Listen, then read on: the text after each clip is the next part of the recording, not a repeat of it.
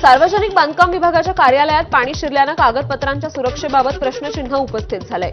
3 दिवसांच्या सुट्ट्यांमुळे अधिकारी रजेवर असून सफाई कर्मचाऱ्यांकडून कार्यालयाची सफाई केली जाते। वाशिममध्ये मुसळधार पावसामुळे अडाण नदीला पूर आलाय। शेलू बाजार येथील सखल भागात पाणी साचलं। पुराचं पाणी काही प्रमाणात घरात शिरल्यामुळे जीवनावश्यक वस्तूंचं नुकसान झालंय। कोल्हापुरात राधानगरी धरणाचे 3 स्वयंचलित दरवाजे उघडले। राधानगरी धरणातून एकूण 5784 क्युसेकनं पाण्याचा विसर्ग सुरू।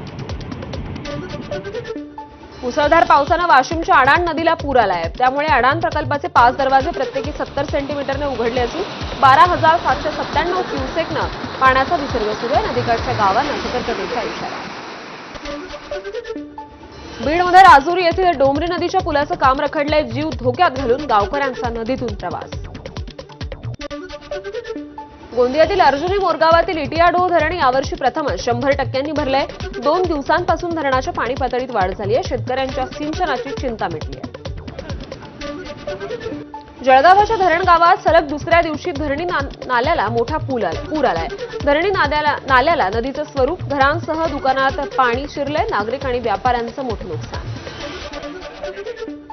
मुंबईत काल पावसाची जोरदार बॅटिंग। काल झालेल्या मुसळधार पावसानं अनेक ठिकाणी सखल भागात पाणी साचलं होतं। बेस्टच्या बसलाही या पाण्यातून वाट काढावी लागली। वाशिममध्ये नागपूर संभाजीनगर जुन्या महामार्गावरील काटेपूर्णा नदीवरील पूल जीर्ण झालाय। त्यामुळे वाहतूक अन्य मार्गे वळवली आहे। कोणतीही अनुचित घटना होऊ नये याकरता जौलका पोलिसांचा